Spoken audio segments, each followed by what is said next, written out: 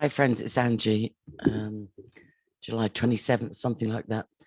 I'm going to do a July update. I've been venting unlisted quite a lot lately, and I have at least one person instructed to release all my unlisted if anything should happen to me. And I'm not implying I'm not implying murder or anything. I'm just saying I'm 65, my health is poor, and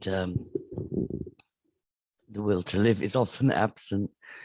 But I'll try and make this public. I've been online since about 2008, so a good long while. And the advice from most veterans online with longevity is don't engage with trolls. But I do appreciate that sometimes trolls are genuine people who've heard gossip and run with it. So I'm just going to address some of the things that have been going on. I guess a significant happening in July was on the 6th of July, my 95-year-old father, 6 days short of his 96th birthday, passed away. I had visited him once a week since about February. There was a deathbed call to the family in January, and then I was only allocated one visit, and I knew my father still had life in him. I actually thought he would last longer. And I thought I could forgive again. So my sisters tried to deny me any further access than the one deathbed attendance. And I got a social worker involved, a safeguarding social worker, thanks to a friend who helped me through that. And I got access. And I'm grateful for that. And it didn't end well. After about 4 or 5 months, it didn't end well. And I don't know if I'll see my father in heaven or not. I'll just leave it at that. I thought I had heard God say years ago that he would repent on his deathbed. I wasn't privy to his deathbed, actual deathbed. My two sisters sat 2 miles up the road as he died and did not see fit to call me. They arranged a private viewing for me in the funeral home, which I didn't realize was a private viewing. So I got there late and missed it. I had already decided that unless I witnessed a deathbed confession or repentance on his part, I wouldn't attend his funeral anyway. I have to be clear, as Charmaine Mulligan reminded me, that even though part of grieving is to grab on to the happy memories, even if there's only 3 in 65 years, but it is a part of the grieving process to try and find the good and stay in Stockholm syndrome, stay trauma bonded. So I have to stop dissociating right and that. Anyway, oh yeah, I decided not to go to the funeral unless I had witnessed what I felt like God prophesied to me a few years ago. And although I had a beautiful last visit for the first 20 minutes of the last visit in Navan Hospital, where I felt like my father experienced me forgiving him, I did not witness any please forgive me stuff. The the obituary was laughable. It made a point of saying, everybody welcome back to Phil and Anne-Marie's home, referring to what was our family home and what was sold to them indirectly for a third of its value, which they couldn't even raise in a mortgage, but that's beside the point. Contrary to previous pledges my father made, having us work from the age of 8, saying it'll all be years when I'm gone, but that's by the by as well. So that happened. I went to the grave hours after the funeral. I cried, I made a video. And to the best of my ability, I have forgiven. And I'm trying to walk the line not to paper over the cracks and be completely in Stockholm syndrome and trauma bonded. Other things happened. Arthur Catal, who I've supported on and off for years, gave a platform to, um, got sectioned again. But this time, instead of being locked up for 15 months, he got out within 12 days, which is pretty amazing. And he seems to have proven that the search for another survivor, Leanne McDonald, the Children of the Forest in Australia, has not been found on Facebook as it first appeared when Reverend Anthony Pike said he'd found her Facebook. So Arthur seems to have proven that that was a fake profile, and Leanne McDonald is still missing. It's ironic. Arthur is trying to get me to denounce Andy Murray. This is a gossipy kind of a. This is why I was tempted to put this unlisted. Arthur said I have to publicly denounce Andy Devine, and despite the controversy surrounding him, I have never experienced any evil at that man's hands, nor do I believe he's a Freemason, nor do I believe he's scammed anybody. And the way I met Arthur was through Danielle George, aka Danielle Laverite. And interestingly enough, the last person that said to me, I'm not going to stay friends with you unless you denounce Danielle George, Danielle Laverite, was somebody closely associated with the Hampstead case, Araya Soma Ninon Dulac, a French girl who had been in a relationship with Abraham Christie. And then he moved on to a relationship with Ella, and Araya became sort of besties with the two of them. And I went to stay with her in Glastonbury for a few days. I think it was 2015 or 16. And after about 2 days, she said to me, I can't be your friend unless you denounce Danielle Laverite. And it's just not in me to denounce other people at others' insistence. I see it. I see as I find, what's that saying? Like if I see proof that somebody's evil, of course I'm going to consider it and do due diligence. But if that person hasn't wronged me and I've seen no proof of them being evil, you're not going to dictate to me. So Arthur's telling me I have to denounce Reverend Pike and denounce Andy Devine in order for him and I to build bridges. And that's not how I roll, Arthur. Then we had Popsy Wiles, who I'm not familiar with. I'm confused as well because Wedger used to promote a guy who I thought had the same name, but maybe it was Pepsi. Maybe I've got them confused. But anyway, I don't know Popsy Wiles. I did get to know a survivor in Australia that Arthur introduced me to. And she insisted on a phone call a couple of days ago. And she caught me in a down spot. I'll explain why in a minute. And so I did no crying. I certainly did no begging. I just said I've been ripped off by somebody I've known for 7 years, and it's left me in a mess. And she said, I can send you $50. Will that help? And I'm like, no, you don't need to do that. I'm not telling you that because I'm begging. I'm just telling you this is what I'm dealing with at the moment. Somebody's ripped me off with the classic, the check is in the mail, but it's like, I did a transfer from my bank 2 weeks ago. I don't know why you haven't got it. And like an idiot at 65, I did that old thing of counting my chickens before they hatched. So I created some chaos for myself. But anyway, this Australian survivor who is in 24/7 care, but to me, her brain works very well. She does slur. Her speech is a little bit slurred from injuries, but to me, she's very compos mentis. And it's nothing to do with being a vulnerable survivor that she got confused sending me 50 Australian dollars and instead sent me 50 euros, which turned out to be 75 Australian dollars. So I've refunded that. But I don't appreciate people like Popsy Wiles. Not only did she send me a foul message on Messenger, she contacted a UK survivor friend. She regurgitated horrible smear rumors, which Andy Devine has been a victim to as well. Every kind of rumor you can imagine. And regurgitated them and demanded or screamed at this survivor in the UK, why are you friends with her? So I haven't got hold of the Australian survivor.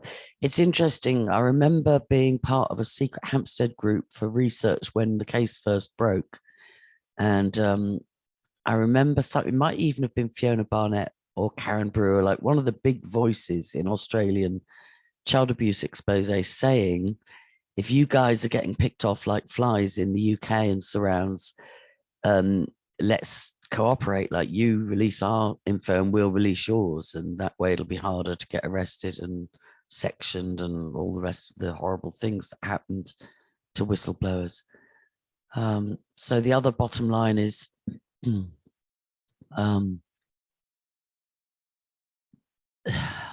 I don't even want to address the smear content, mostly propagated by people like Danny Jones and Karen Irving, a professional smear campaign outfit, paid misinformation troll, the disgusting things that they've shed abroad about my children. And my part of responsibility in that is I shared some information about my children and the difficulties and the challenges and so on. But let me just tell you, that is the most malicious misinformation, disinformation, and I invite anybody to contact me, independently, and I will tell you the actual situation and truth. And the biggest event, I guess, which is making me question everybody I've had an online relationship with since Hampstead broke in 2015. I was approached by somebody back then who said, oh, I'm an ex-police surgeon, which is a name for a qualified medical doctor who works for the police. And she said, I'm an ex-police surgeon and I specialized in child abuse reports. Keep going with the Hampstead case. You're absolutely on track. So I thought, okay, great. We've got a police whistleblower here supporting us. This is fabulous. And for some years, she contributed 35 quid a month or something towards my work until I came back from Lanzarote. And we stayed apparent prayer partners and so on. And what she did over a year ago was recruited myself and my son into what turns out to be a cryptocurrency Ponzi scheme. I had a small inheritance from my mother, so I put in $2,500, believing what she told me and thinking that'll bury me, and that's like the rainy day fund. And my son put in $2,000, my youngest son. And we made it very clear we were passive members of this club. We were asked outright, do you intend to be active? I didn't realize it was a pyramid scheme, multi-level marketing. But I made it very clear, yes, passive. I've got ADHD, my son's disabled. Well, I am too, but we're going on the trust of this friend who's told us that everything she told us was illegal in multi-level marketing. She told us she'd invested 6,000. She'd already withdrawn 14,000. She had 70,000 left to play with, and she eventually made about 200 grand. She forgot to tell us for 6 months how to make withdrawals. So when it came to January this year, having invested 6 or 8 months earlier, we said to her again, because I'd asked her a few times, how do we make withdrawals? And she'd agreed. She said, oh, don't start sharing it with your friends until you've withdrawn your initial outlay, and then you'll be confident, that you're not being ripped off. So when my son and I basically said in January, right, we'd like to withdraw our initial outlay, she's like, oh, well, you should have been not rebuying all this time. It'll take you 3 or 4 months to do that. You've got to build up your rewards. So we were a bit gobsmacked, but I kept assuring my son, he's 25, he's not a baby, but I kept assuring him, this is a friend I've known since 2015, she's trustworthy. And so in the few months that it took us to build up enough to withdraw, what I didn't realize then was the Ponzi scheme, the pyramids, kept collapsing. There hadn't been a crypto crash by then, but they kept changing the website.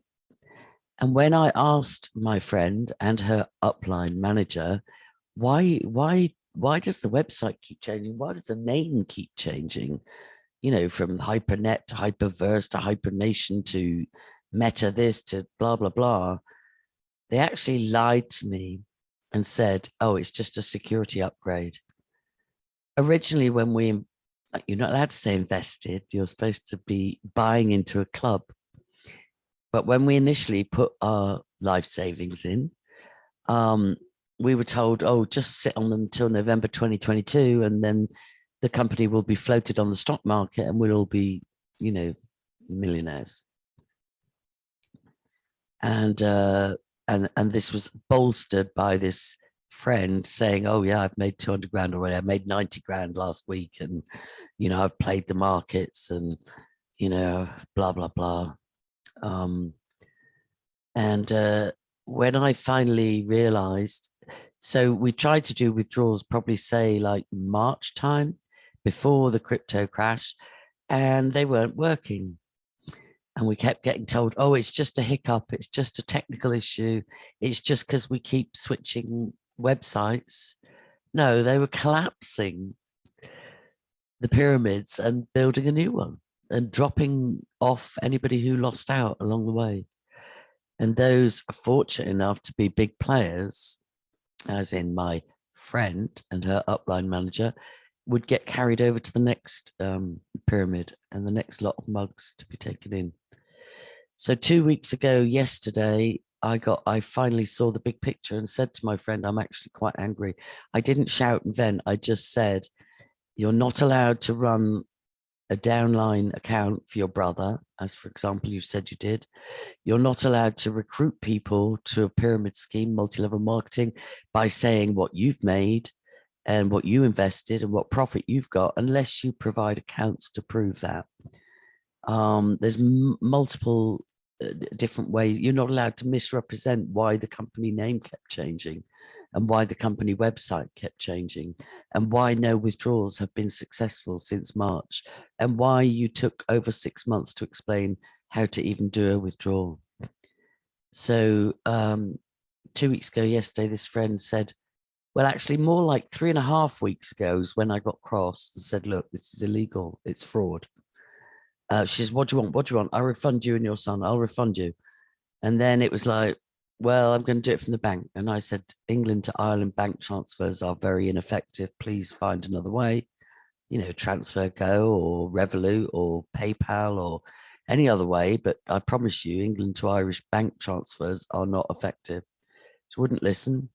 So then a few days go by and she's, oh, look, here's a photograph of my bank. It's closed. It always used to open Saturday mornings. I'll have to do it in the week.